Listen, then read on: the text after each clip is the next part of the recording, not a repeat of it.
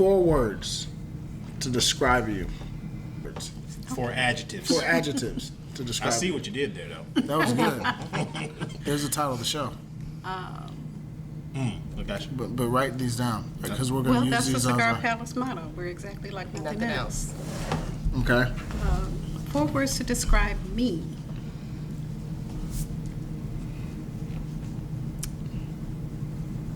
Determined.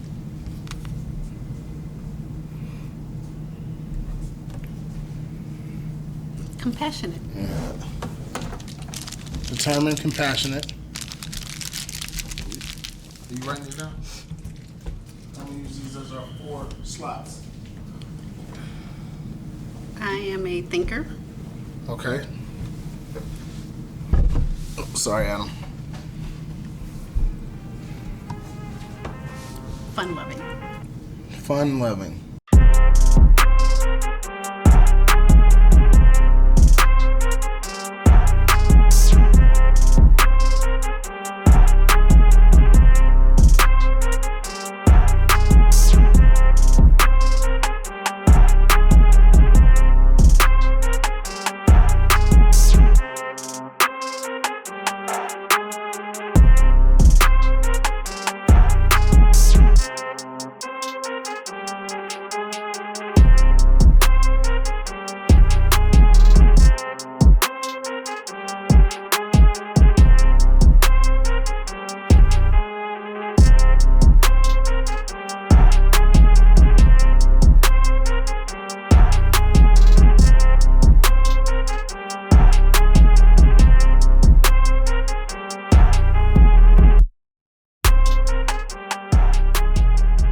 Welcome back to the Vision Lab podcast in partnership with Next One Creative. I'm your host, Ryan Cuffey, alongside my co-host, Mr. Ryan Mosley. The Vision Lab is the official growth mindset podcast for all visionaries worldwide, showing mad love to the cigar community. It's here in the lab where we uncover people's visions and dreams and how those dreams actually come into reality. Folks, it's all about tapping into and becoming the absolute best versions of ourselves through self-discovery, self-examination, and self-actualization. This episode is going to bang today. We're going to talk a lot about determination. We're going to talk a lot about having a fun-loving spirit. We're going to talk a lot about, what are the things that we're going to talk about? Compassion. Thinking things through. Thinking things through. Yo, Mo, who we got on the show today? Today's guests are natives of Chicago, Illinois. They are the owners of where we are currently filming this episode, the Cigar Palace and Bar here in Allen, Texas. Please welcome Miss Yvette and Lanyia Lane to the Vision Lab podcast. What up? Hello, gentlemen. How are you? Grateful. Hi. So glad to have you. So, how do you end up as a lawyer or a legal practitioner? I want to use my SAT words here. How do you end up owning this beautiful establishment? Because I shouldn't have to travel 8,000 miles for the cigar experience that I enjoy the most. So I'm assuming that you had to travel 8,000 miles to have that experience. And now you got me curious, like, where was that? Where did you go that 8,000 miles away? Let me see. Nicaragua? London, okay. Copenhagen. Paris. The Caribbean. Marbella, Spain.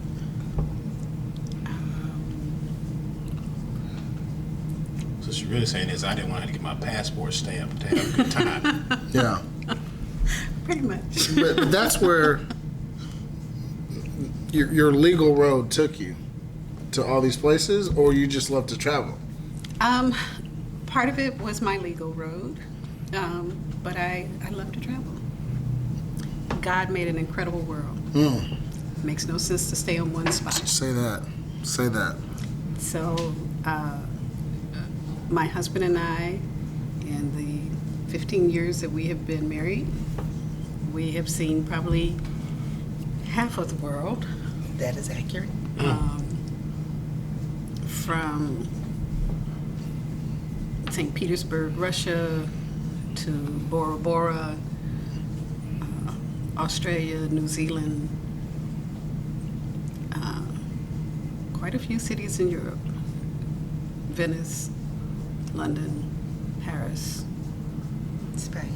I've been to Bora Bora, and I've got to get to the Mediterranean. Like, that's my big next thing. Barcelona is beautiful. Yeah. Madrid is wonderful. Have not spent any time in South America or Asia. Ain't trying to do that right now either. Might want to hold off on that one. So those are probably two of the areas that we're looking forward to one day getting to once all of this COVID is over with. Yeah, good luck with that. Where have you been, or where do you want to go? Let's see. I've been to Costa Rica. Yep. I've been to the Bahamas. Wait a second. You know, I went to Costa Rica. I didn't know that you went there. I've been there. My honeymoon in Costa Rica. Okay. I've been to the Bahamas. Been to Mexico. On my list, I do want to go to Santorini, and I would like to go. It is beautiful. I've heard. I would like to go to Santorini. Kind of just rubbed your nose like, I've already been there, bro. It's all good. Santorini, and what's the other place? Tulum, and there's one other one I really, it'll come to me here in a second. When I say, you'll be like, oh yeah. But yeah, that's kind of my list at the moment. I mean, you travel a lot as well. I know you're on your grind right now. I have been a place or two. Yeah. Aruba, Bermuda, Dominican several times, the Bahamas, Mexico. I think out of everything, I enjoy Hawaii the most. And That's that's interesting. being a part of the United States, but Yeah. it's beautiful. It is Enjoy beautiful. Puerto Rico. Puerto Rico was, We had fun in Puerto Rico. we had fun in Puerto Rico. A lot of alcohol. Listen, Hawaii, the islands are beautiful, and I've been there. I felt like it was oversold for me. It was very Miami Vice. Yes. You know, late '80s, early '90s type vibe, and I was just like, now the scenery, the environment, all that was gorgeous, and it was a wonderful, wonderful experience. So I'm not hating on Hawaii. I just was like, yo, y'all You are still expected something y'all are different. still back in the '90s. You know what I Yes. mean? Like it Yes. was crazy. It was crazy. So, but I think travel's important, man. I mean, I don't think that enough people take time. Because we're such an, especially in the U.S., right? Like, we're so hustle and bustle, always on the grind. You really have to, the term now everybody's using is like, give people their flowers, right? Mm-hmm. Well, also, you got to give yourself your own flowers and travel and make time for the things that you love to do. I don't know. I think it's something that people should do more often and take more You trips. need the exposure. Yeah. Exposure, and it's not just, you shouldn't wait till you're an adult. Your kids need exposure. They need to see other cultures. They need to learn to appreciate the things they have, and what better way can you expose them to those things without traveling? So I've got a somewhere 2-year-old, else. and before she was 6 months, she's already had her passport stamped twice. We waited. I have 2 children, 14 and now 18, and they have traveled to many islands, places that I know adults have never gone to. And for them to get on a plane, they can go through the airport better than some of my family members. Right. So they need the exposure. If you don't take your kids on those trips, they have nothing to look forward to. So you got to teach them. It gives them culture, too. It does. It's just like when you're a kid, your parents expose you to all these different foods, right? You ain't got no choice to eat them. But you learn to love them. So it's the same thing about travel. You expose them to all these different cultures. They learn to love them. They learn to accept them. They're not so close-minded. You brought up food. Do you remember growing up, because we're relatively close, to probably all three of us the same age, right? I don't remember sushi being so popular. It wasn't. It wasn't. I don't remember seeing haddock or maybe salmon, but all these different like fishes that are now out there. Obviously, they're not new, but it's just like there's so many more options to choose from than when we grew up. I mean, it was pasta or pizza? Or... Yeah, sushi definitely was not popular at that point in time. I knew of seafood because my uncles are always on boats and fishing and whatnot. But yeah, to her point, it was nowhere near as popular and as what's the word, niche as it is now. Yeah, nowhere near. What is that like for you? Just kind of looking and seeing like the evolution of just culture expand across multiple markets. It has been both a blessing and a curse. Because in my travels, for example, I was in Thessalonica, Greece on business, and I went into a cell phone store because I needed a new charger. And all of the men in the store thought that I was a prostitute from South Africa. Oh, okay. Because the only black women that they saw were generally, usually, the prostitutes from South Africa. And when I asked how much is this, that's when they realized that I was an American. As I say, you started talking and like, oh, time out, hold on a second. They realized that I was an American, and so the treatment was incredibly different. Right. So it went from very chilly and suspicious to very welcoming. Primarily because you're American? Because I was an American. Yeah. Well, that and she wasn't trying to get over on anybody either. Well, yeah, no doubt. But, you know. In that certain way. Right. I see what you're saying. Yeah. But how did they, I'm curious, how did just assume, like, how did you find out that they assumed you were a prostitute? Because I asked, because the one guy asked, he says, where are you from? And I'm looking at him like, what does it have to do with me purchasing a charger? And you're not the guy behind the counter, so why do I have to talk to you? Right. And so I said, I'm from America, and so then the guy behind the counter, gave the guy who had asked where I was from some sort of face, and he just kind of backed away. And I mean, I don't know if they were trying to decide, okay, should we ask her how much she's charging? Or should we hear her disturb the full business? Let me holler at you for a second. What's the real quick. problem? Right. So that was interesting. What I have found in my travels is that racism and discrimination against black people is prevalent all over the world. And while some things have changed, there has been some minor progress, not just in this country, but in other countries as well. People still look down their noses at black people. It's a good word to use, or the term minor progress. I was in Cuba, where every other building looked like it had just been bombed out. And then it's sitting right next to these gorgeous mansions.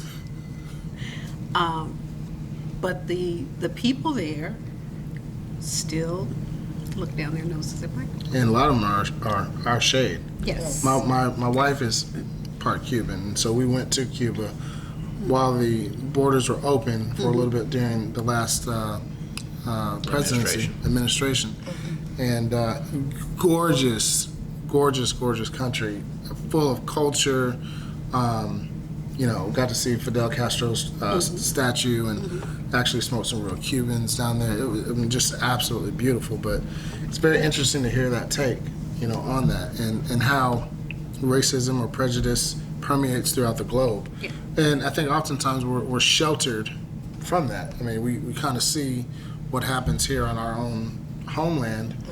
And if you're not traveling, a lot of times everybody places the American stigma on you off rip, so you don't know if it's because you're an American or if it's because you're black or whatever it is.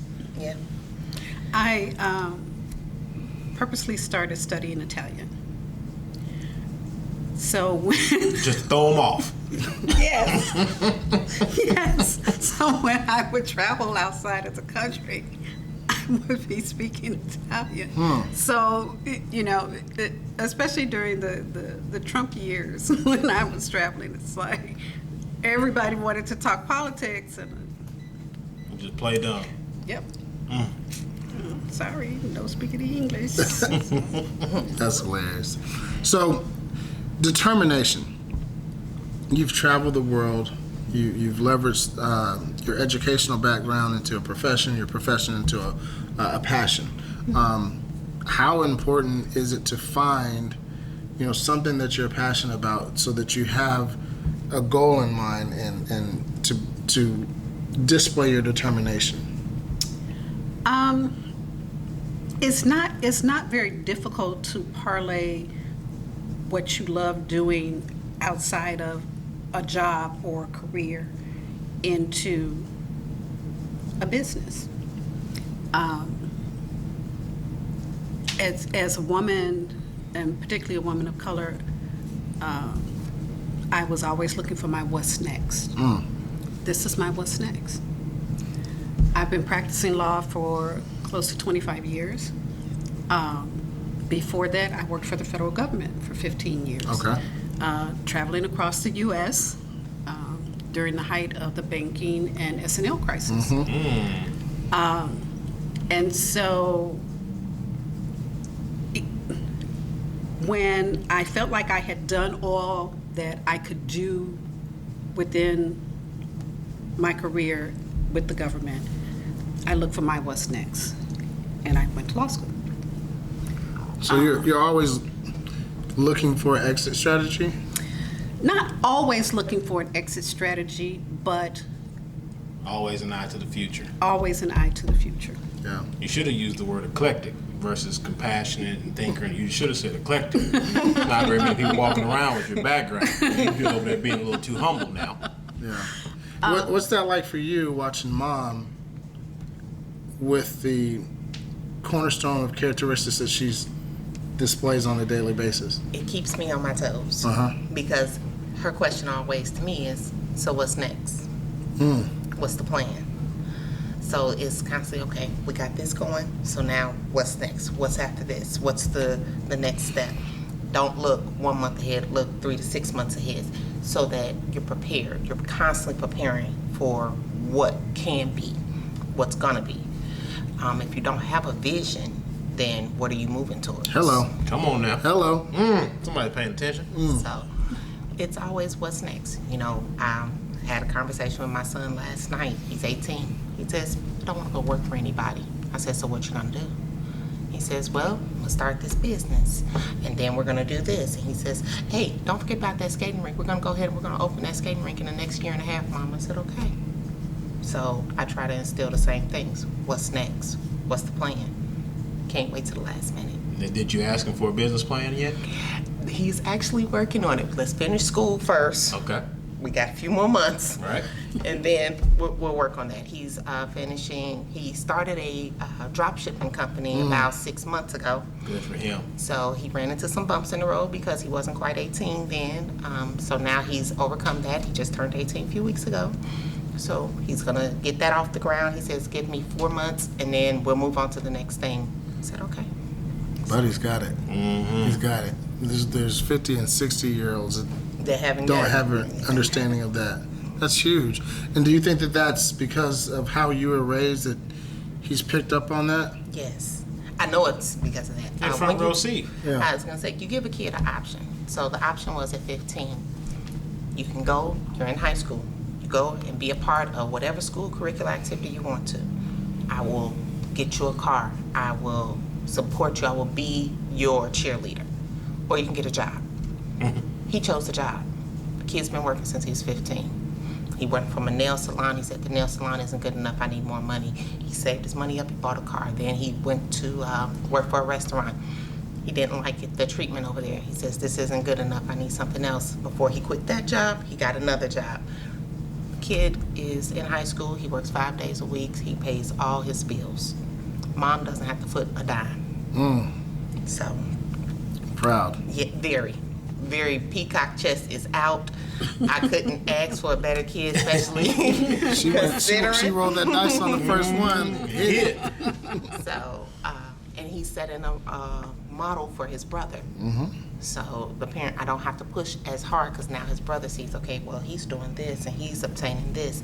He's showing him this is how you get to the next step, which is a good thing. It's that balance of, because we're that generation of people, go to school, go to college, get a degree, and you'll get a job, so gonna pay you a bunch of money. Then we've learned that ain't necessarily true, and so now it's swinging back the other way, and it's like, well, why am I even worried about going to college? Let me start at 15 years old, getting real world experience, and so at some point it'll swing back to the the middle of the road, and those people will be absolute monsters. So that's the best of both worlds. Well, one of the things that she was talking about is her son is the oldest. You and I both share that as well. How do you teach your sibling on to travel down a road that you're paving? It was my brother and I are polar opposites. Sure. I'm a sports fanatic. He could care less. Hurts my heart. He could care less. So, I mean, he never sought to follow in anybody's footsteps but his own. I mean, he's into the movie business and works for Disney and all that stuff. So, I think from a very early age, he had his own plan. I mean, he tried to play Little League football for like 3 days, and You gonna hit me? No joke. The third day he came home and told my mom, he said, "Hey, Mom, somebody can get hurt out here. I ain't doing this no more." And that was it. And she's like, "All right, I understand." Somebody can get hurt out here. Exactly. He said, "Somebody can get hurt out here." It's funny you said that because that was the 18-year-old's perspective. He played Little League for about 5 minutes, and it was funny. My parents were down here visiting, and the boy had to be about 5'7", 5'8", at least 190 pounds. Good Lord. My son he's tall, lanky. He was about 5'6", but he wasn't 100 pounds soaking wet. My poor baby got hit. He flew up in the air and slammed on the ground. Before I could move, his nanny is on the way. She's on the field assessing the situation. He got a concussion. Ooh. So after the first and only concussion, he says, "I'm done with football." Check that box. Yeah. Next. Yes. Yeah. And then What's next? Right. And his brother says, "Don't ask me to play. I'm not going."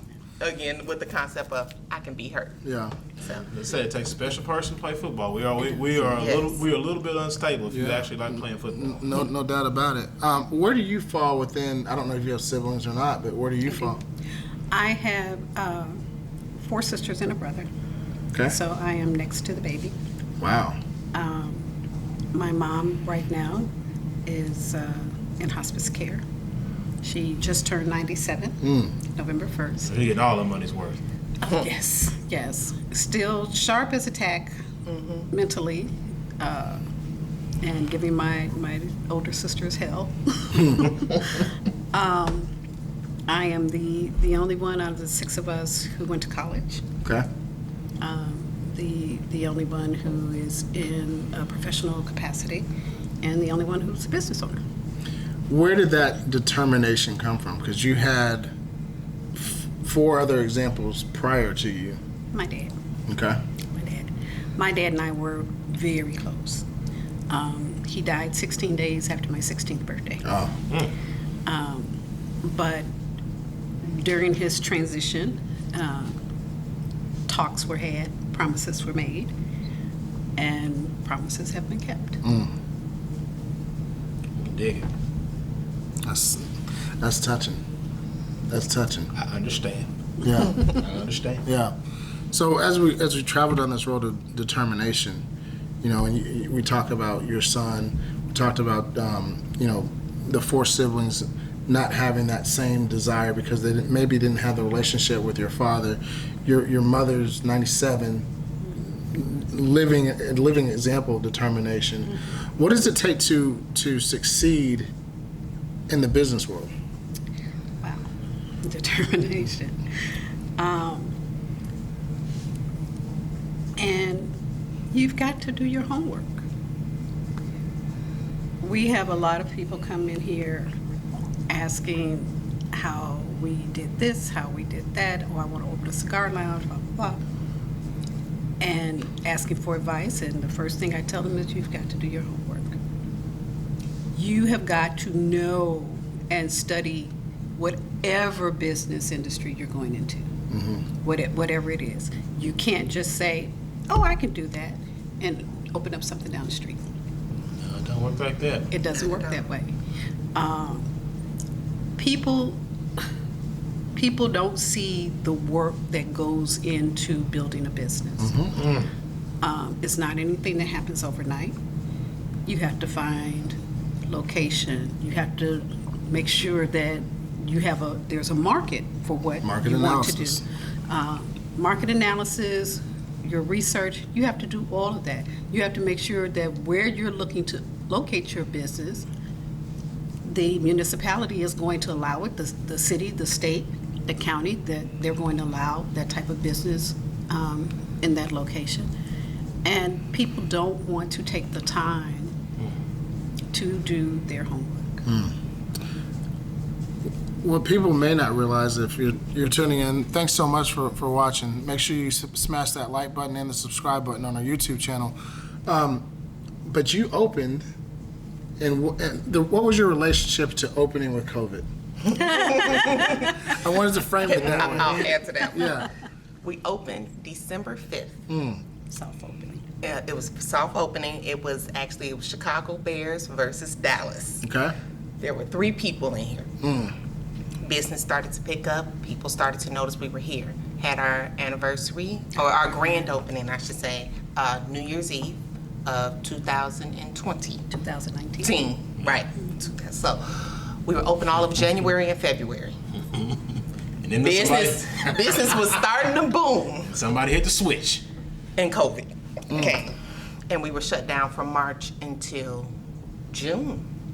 We were open 3 weeks in June, and then the governor said, no, we're gonna shut you back down. And we stayed closed until September. Couldn't open unless we turned into a restaurant.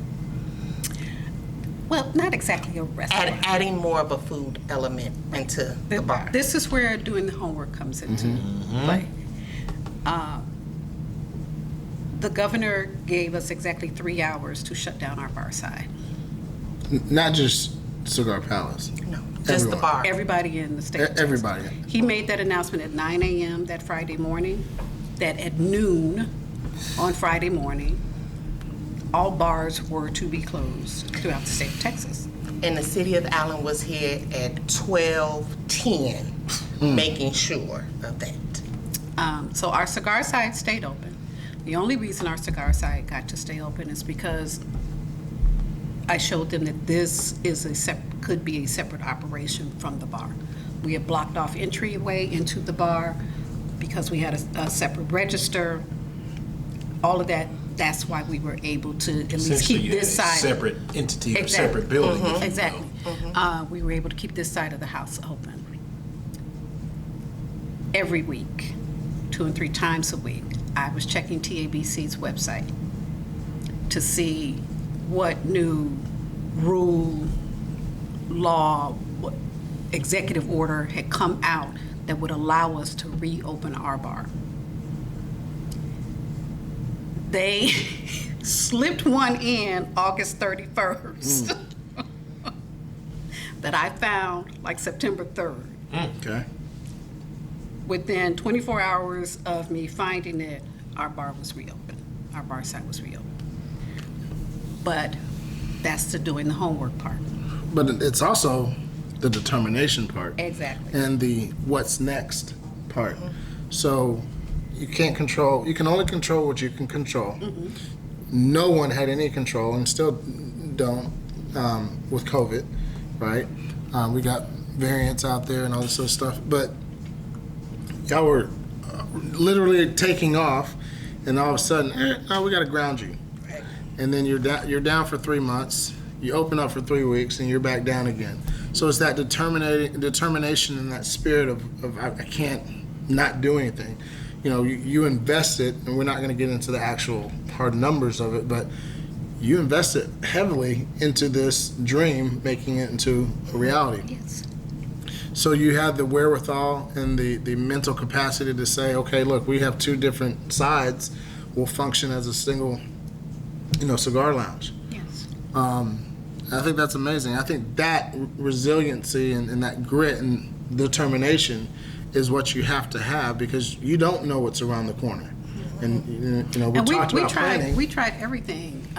We tried getting a license to be a BYOB, and that was a no. We we tried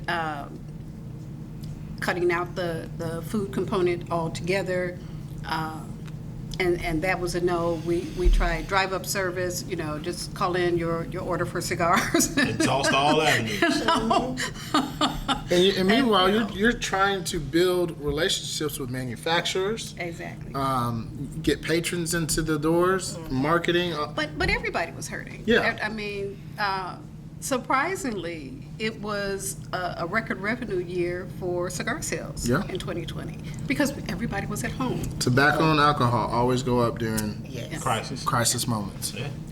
Especially when people can't go anywhere. Yeah.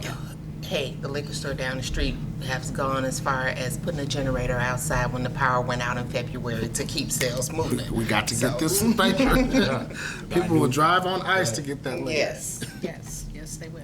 So, while COVID has severely impacted us, we have been blessed with a core group of clients that said, "We got you, Miss Yvette. Mm-hmm. We are not going to let your door close."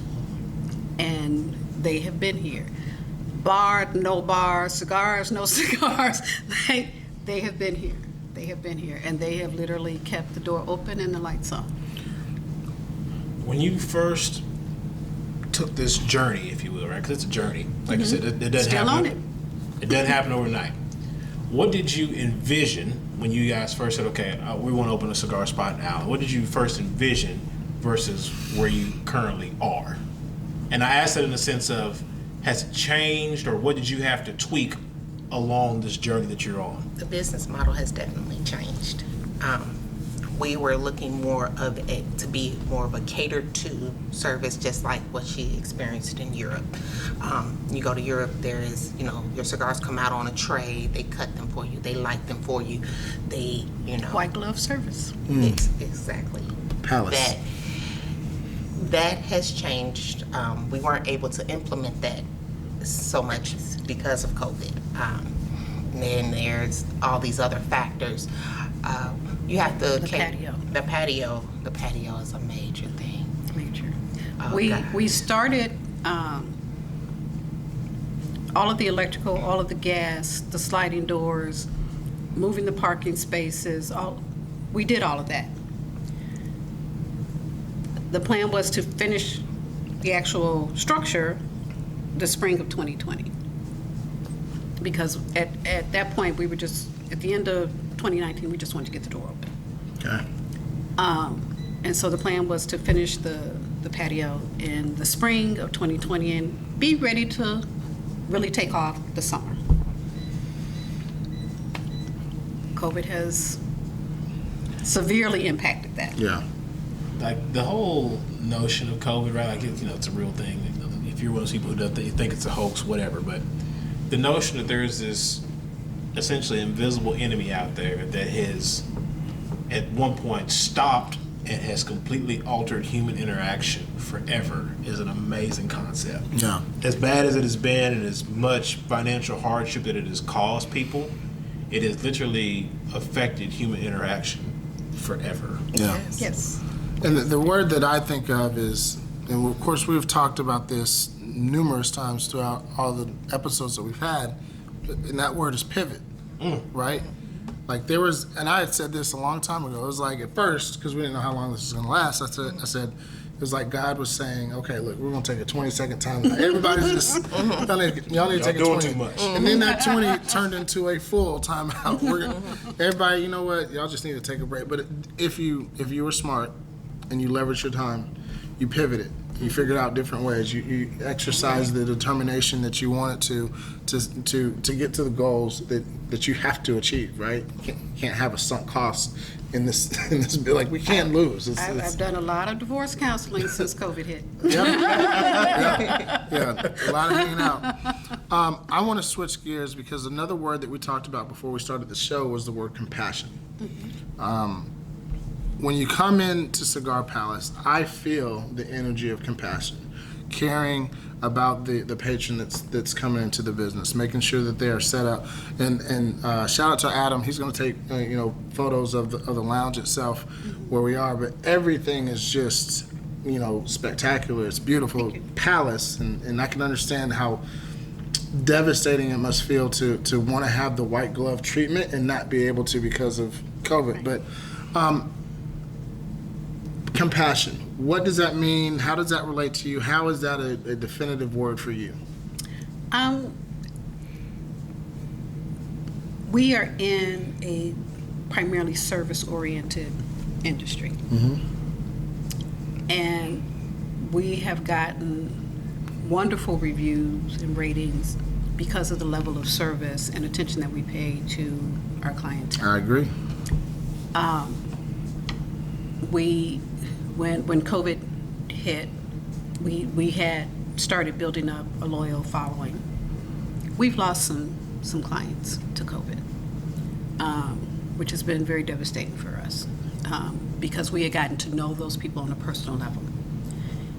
It had always been part of our mission that you're only a stranger here the first time you come to the door. We impressed upon the staff, learn the faces, learn the names, learn the drinks, learn the cigars that they usually smoke. Learn Service at them. its highest level. Yes. Learn them, learn their preferences.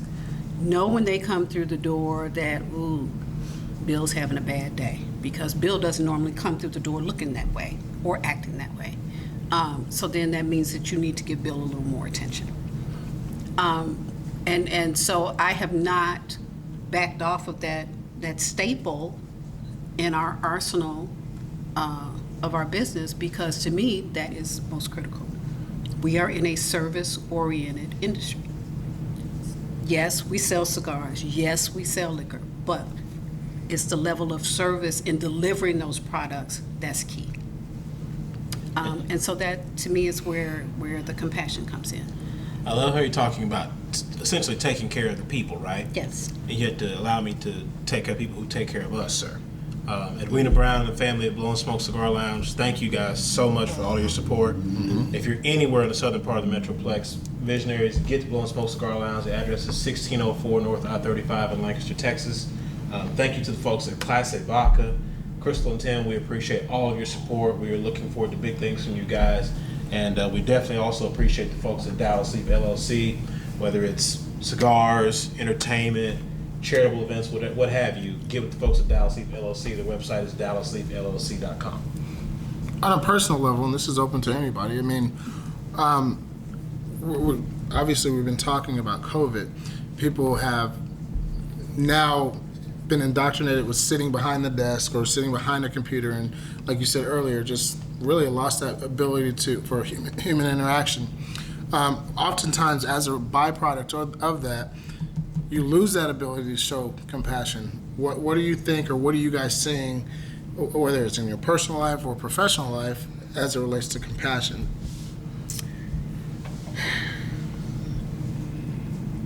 For me, here at the bar, I think people have become a little bit more compassionate. Okay. Because we have had so many of our clients affected by COVID. Okay. So when they recognize that this one hasn't been here, and they know that they don't have the type of career where they have to travel, then we get concerned. A classic example is there's a woman that comes here. She's a flight attendant with a major airline. She contracted COVID. She almost died. And after not seeing her for a few weeks, we became very concerned. Reached out to her daughter. Right. Was trying to figure out, come to find out she had serious health issues behind COVID. Took her a very long time to get back to some type of normal life. So it was constant reaching out. Hey, you okay? You need anything? I can bring it to you. Don't worry. Even members that have lost family members and we don't see them. Hey, you okay? You need anything? Our prayers are with you. People tend to, what is the word I'm trying to say? They tend to be more responsive when you show a level of concern. They tend to patronize you more. They tend to be more involved with you. And it gives a homier feeling. It's here. family. That's right. It goes beyond It's family. the stick and the level of belief and the ambiance, right? It's this person cares about me, and we all gravitate towards people that are empathetic, sympathetic, and that show compassion, that have a willingness to lend a helping hand or just say, how are you? Like, and have conversation. That's one of the beauties of cigar lounges. You know, this one is no different, that you can sit down and interact with a stranger Yes. and leave out best friends. Yes, yes. One of the other things that we pride ourselves on here is making sure that we don't send anyone out of here inebriated. Anyway. Nobody leaves No. here. If you can't drive, I'm taking you home. Oh, okay, gotcha. We're either going to Literally. take you home, or we're going to call an Uber for you. We watch alcohol intake here. We will cut you off, much to the chagrin of a few patrons. But we want you to arrive alive, And we want you to come back. and we Yes. want you to come back. It was a whole lot cheaper And than a lawsuit. There Yes. have been a few wives who have called to say thank you, that you cut my husband off and sent him home. There was one event night where the next morning I came in and there were 5 cars still sitting out in the parking lot.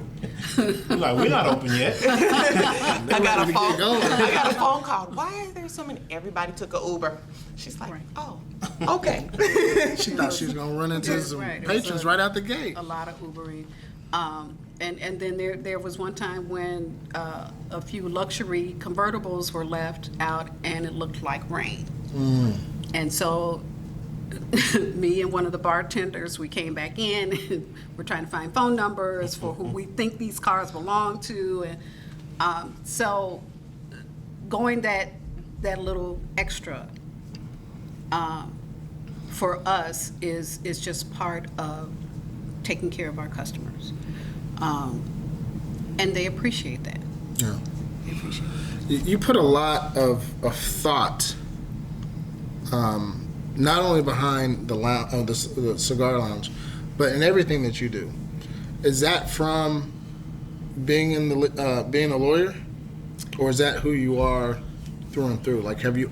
That's who One of the she words is. that you used earlier was think, right? Like you, I get the sense that you love to think about it at different angles and different levels of whatever. It's not a square. It's a cube. It is who I am. Yeah.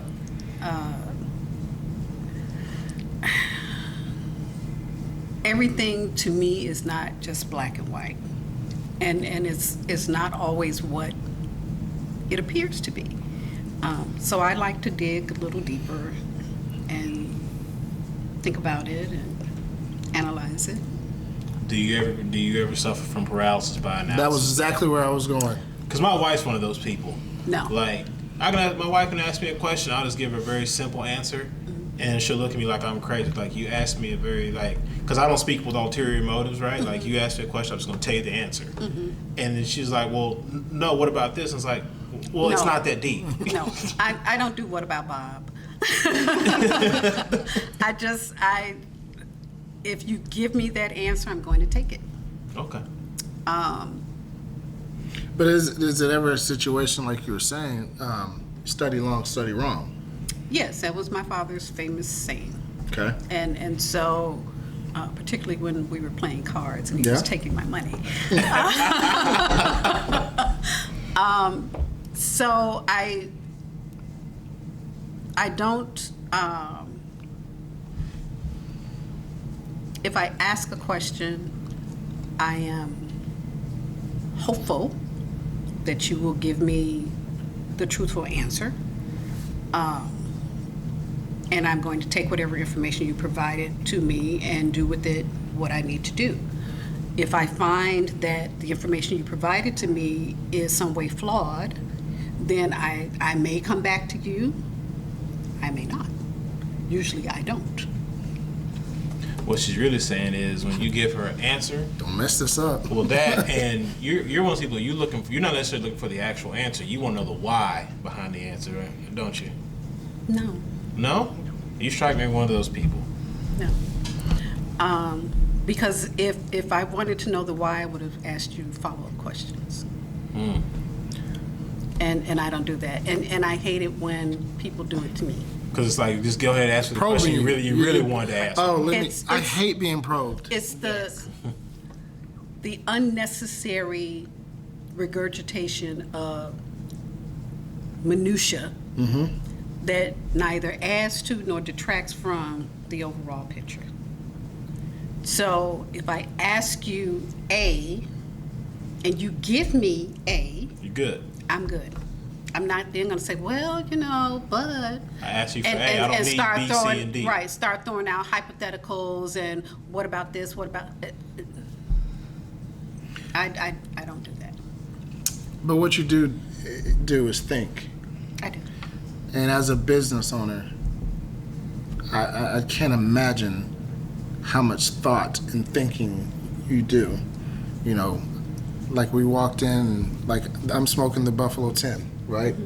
You're back in, okay, he just got one. He probably need to go ahead and put another order in. Oh, and he got, what is he smoking? It's Platinum Novas, and I'm buying another Yeah. one when we get there. Shout out to Platinum Like Nova. you're constantly thinking. Do you ever allow your mind to just take a respite? Absolutely not. Absolutely not. They're team no sleep. It's not that she doesn't allow it. It doesn't allow her. There it is. Right. So it's you ever have those moments where it's like, I just want you to stop, just stop, please stop thinking. And your mind is like, no, what about this? We gotta do this, we gotta do that, we gotta do this, don't forget this, that's what happens. And then there's the text message at 3 a.m. You awake? Yeah. Yeah, I'm awake. I was just waiting on you to text me. and then it's the bouncing the See, now ideas. you need to challenge her. Say, look, why are you probing me? Oh, but it's the bouncing of ideas. It's not a probe. It's okay. So we're gonna. No, I'm handle just saying this. because she knows you're not awake at 3 o'clock. Actually, most of the time I am. Okay. Because she got it from her. Because it never stops. It never stops. If it stops, then it's like, okay, now what? What's next? What's next? I love that. I love that. So for me as well as for her, we're really balancing two businesses plus home. My father also used to say, man works from sun to sun, but woman's work is never done. So we as strong Black women, that's a moniker that I've just had to embrace because that's what people always tell me. I'm balancing my still law practice, not just in the state of Texas, but my law practice in Illinois. I've not given that up yet. I still have clients overseas. And clients in other states as well who have business concerns in Illinois and in Texas. Then there is this, Cigar Palace and Bar. Likewise for her, it's Cigar Palace and Bar, her catering business. She's still raising 2 children. Thankfully for me, I get to be a grandmother when I feel like it. That's what all grandmothers want. Like, right. When I feel like it. And I no longer have any small grandbabies to contend with. In addition to her 2, I have 7 other grandchildren by my stepchildren who are all in the Midwest. but none of them are babies. And, I mean, the youngest one is 3, so, you know, that changing diaper, all that grandparent duty is out of the way. So it's a lot of balancing that goes on, and because of that, you never stop thinking. Yeah. Things can't be out of balance. We've had this conversation about the word balance, and I want to get your take on this. I think you'll like this, especially as a mother, right? Business owner of multiple business fronts, right? Do you balance or do you juggle? Sometimes it's a bit of both. Okay. Because it's necessary. Like today, I had 2 different Zoom calls with 2 different clients, one in Texas, one out of Texas. The workers came to work on repairs. We're trying to get our inventory built up. Again, my mom is not doing well. My husband has had his health challenges, so sometimes it goes from balance to juggle, and sometimes you're doing both. How You about become you, a regular circus act. Yeah. That's what it is. So Cirque du Soleil don't have nothing on us. he said, like, we've had these conversations, right? Like, you know, is there a such thing as balance? You actually believe in it? I think what the guy said, there's no such thing. You're just making sure a ball doesn't hit the floor. That's it. But that's the best way to describe it, because once you drop the ball, then it's like, okay, now when I drop the ball, what else has fallen to the wayside? So then you're trying to clean it all up. So it is a juggling act. There's no real balance, because if there was a real balance, then there would be a moment of calmness. Yep. And there's not. There's not. And when you're grinding, it shouldn't be, right? Because you're working to build something. And you know, we have this dialogue and this questioning, this line of questions, because there are visionaries that are out there that are aspiring entrepreneurs or just want to progress or elevate in their own jobs. And so we really want to tap into people that are successful, that have, you know, knocked it out of the ballpark right here in their own backyard, to really give some insight, some deep insight into, hey, look, whatever it is you want to do, you can do it, but no, this is what's going to be on those tracks, right? And so we're getting to that point where we want to land the plane, but the final descriptor that you used for yourself was fun-loving. So we're going to have a little fun. Okay? You want to do GB? Sure. This is brought to you by, if we officially start to land the plane, this is brought to you by the good folks at Grand Below Cognac. You ask what it is, we'll make sure you guys get a taste. Okay. Thank you to Francisco, the owner, Jameson and the Lovers team, the experienced brokers, everyone who's a part of this partnership. Visionaries, we stand by it for a reason. You see it on every episode for a reason. We drink it for a reason. Get your hands on a bottle of Grand Brulot Cognac. Instagram handle is @Grand That's BRULOT. Yeah. So I want to have a little bit of fun, but before we do that, fun loving. How is Miss Yvette fun loving?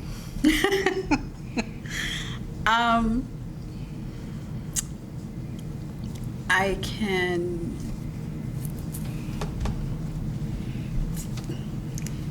be in the courtroom at 9 o'clock in the morning and on the dance floor at 9 o'clock. Okay.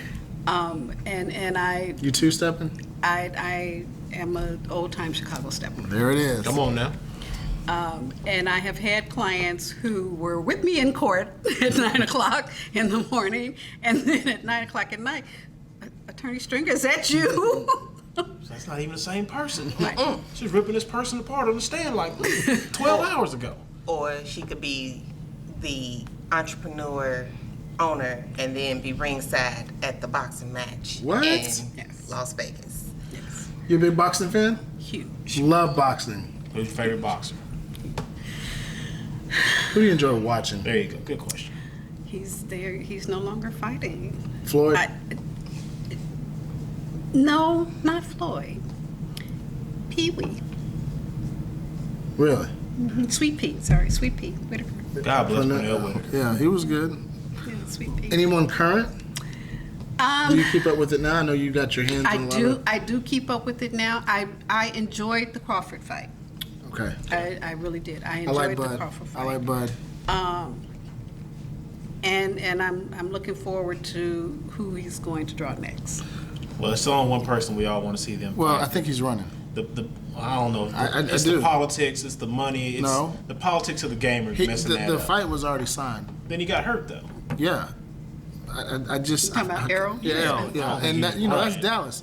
I don't know, bro. I think it's the politics of the We're game. talking 3 years. This is why Dana White is always like talking bad about boxing, because Dana White makes the fights. Now, not to get off on a tangent. No, you're or whatever, good. But I don't think Errol's running. I think it's just the politics of boxing that is in the way. I I feel think like he's it's running. both. I think it's both. Yeah. 'Cause When you look at Crawford's fight style and Errol's fight style, there are some big pluses to Errol saying, okay, I really need to fight this guy. Because he has a fight style that could really put Crawford on his ass. Mm-hmm. But I agree. I think he's running because he sees what Crawford is doing. Each fight, Crawford's getting stronger. Each fight, Crawford changes just a little bit of his game. Come on now. And that's how he's been able to be successful. So you think I Errol had to think- figure out a way to get a handle on Well, it? I think Right. here's the deal. This is Right. supposed to happen 3 years ago, okay? And Errol got in the car wreck. Right. I think that was the tipping point when you had to rehab, had to get back in shape. I just don't think mentally he's as sharp. There he is. Yeah, Right. like 3 years ago, I'd have said Yes. Errol all day long.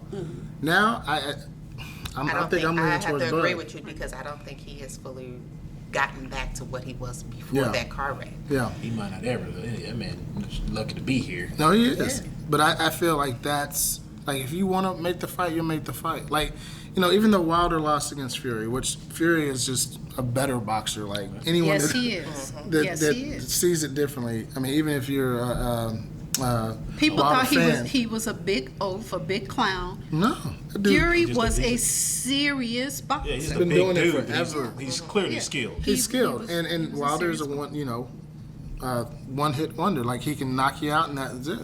But I give a lot of respect to Wilder because he's willing to face that giant in the ring. I really feel like Errol, we're from Dallas, and I want to see Errol win and do what he got to do, but I feel like the bro, he's kind of running a little bit. So that's a huge. I mean, I'm a big boxing fan. I got a buddy of mine that we watched all the fights. I did miss the Bud Crawford fight this past weekend or a couple weekends ago, but Lomachenko's my guy. I've been watching Lomachenko since he was on Top Rank. That's a good choice. Yeah, That's and a good he choice. hurt my heart because he lost. I felt like he could have gone undefeated forever. Love Canelo, what he does too. So It's like a mule. yeah. I mean, Canelo's got all the belts now. All Yeah, of them. all of them. All the belts Come now. on. So, and it's been a while since we've had one who has had all 4 belts. Yeah. So it'll be interesting to see who decides to try to take him on. But I've been going to the fights. My goodness. Well, you said Pernell Whitaker, so we know for a minute. I was gonna say, don't put my age up. I've seen Hopkins fight, De La Hoya fight several times. I was sitting ringside when Hopkins dropped De La Hoya with that kidney punch, and the whole arena went absolutely bananas. I've seen Mayweather fight. It's like watching a piece of art, though, ain't it? It really is. It's like people really can say what they want to, but they call it like the sweet science. He mastered the science. You hate to love him. I You know. love to hate him. I But got probably it. the best fight that I saw in Vegas was Corrales and Castile won. Okay. 10 rounds in the middle of the ring. Yeah, they just there whooped was it no out. there was no Dancing. laying on the ropes. There was no running from each other. It was 10 rounds. I'm gonna beat your face in. You gonna beat my face in. Somebody's not walking out. They each knocked each other down twice in the 10th round, and then finally Corrales clocked Castile one good time with like 2 seconds left, and the place just went absolutely nuts. That was the best fight I have ever seen. I've never seen two fighters just get in the middle of that ring and just go toe to toe for 10 rounds. Crazy. I love that you love boxing. And you can see she's like, oh yeah, is that Chi-Town coming out? So, Miss Yvette, if you were a book, what would be the title of your book? You know, someone asked me that some years ago.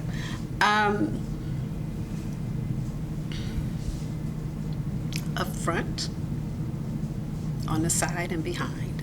Up front, on the side, and behind. Ask your question. Oh, 5 and 5? No, up front, on the side, and behind.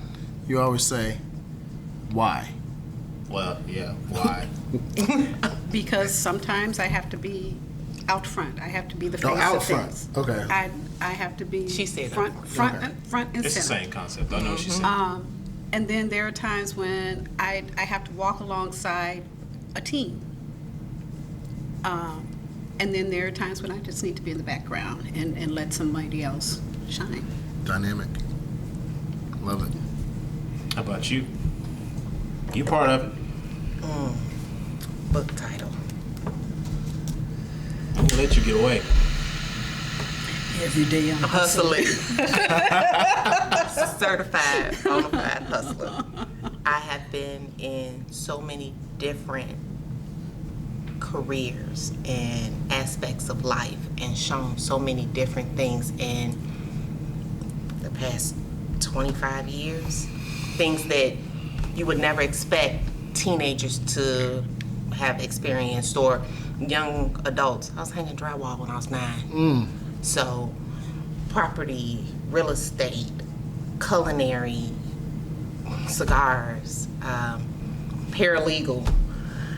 It's not too much I haven't done. Banking. Good Lord. So, You're reflecting on it. yeah, certified, bona fide hustler. Love it. All right. So, one of the questions that we always ask as we land the plane, it's for both of you. You both get to answer. There's a round table. It's you two, and there are 10 other seats. So both of you get 5 other people that you'd like to have at your table. Dead or alive, doesn't matter. The only stipulation is that you can't have whatever religious entity that you believe in. Outside of that, who are the 5 people that you want at your table? Miss Yvette? my father. Okay.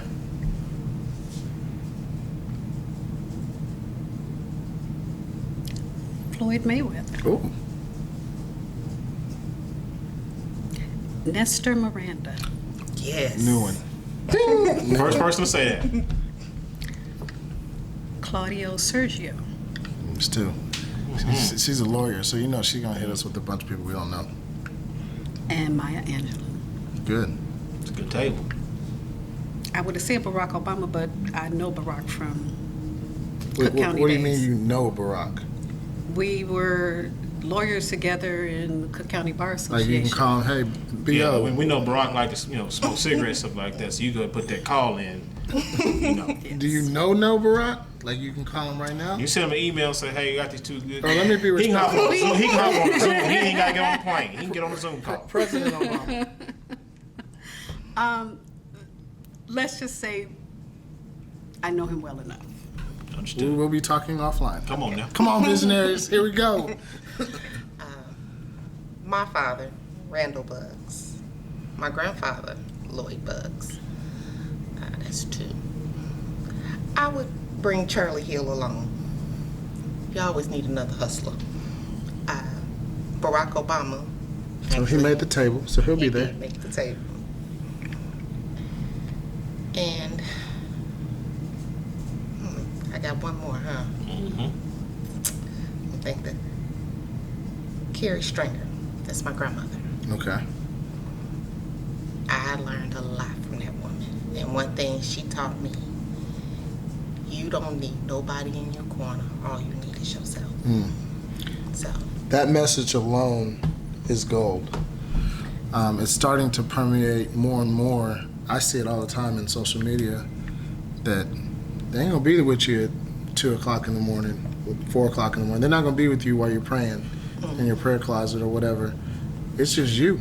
Yeah. So think, show some compassion, be fun-loving, and most importantly, be determined. So I want to say thank you for coming on to the show. But before we ask our final question, please go ahead and tell all of our visionaries how they can find you at Cigar Palace and Bar. We are located at 975 San Rayburn Tollway here in Allen, Texas. You can find us on Facebook, Instagram. Our website is thecigarpalace.com. So please look us up. All of our events are posted there, and come out and see us. And the phone number? The phone number here is 214-383-9039. And they do answer. We can attest to that. Yes, she does. Yes, she does. Or they'll call you back, for sure. Absolutely love the establishment. Visionaries, make sure you get out here. It's dope. Final question of the podcast. In case you didn't know, we have a magical time machine here in the lab. Okay? What would Yvette be telling herself? What would today's version of Yvette be telling herself from 5 years ago? And then I'll ask you the same question. 5 years ago? What advice would you be giving yourself from 5 years ago? Keep dreaming.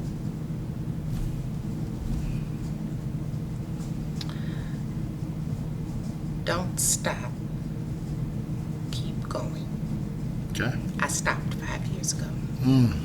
So if I had kept going, imagine where I would be now. That's good. We're going to flip it now. We're going to make you a little bit older. Oh, gosh. So forgive us. Okay, but you know, black don't crack. So what advice is the older version of yourself, what advice are they giving you today?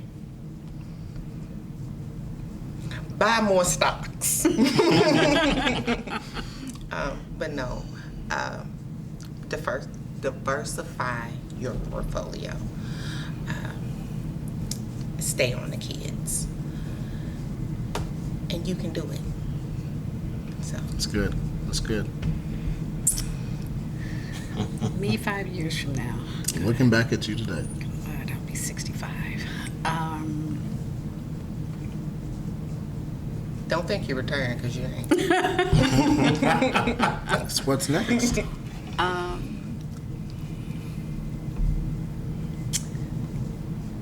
What's next?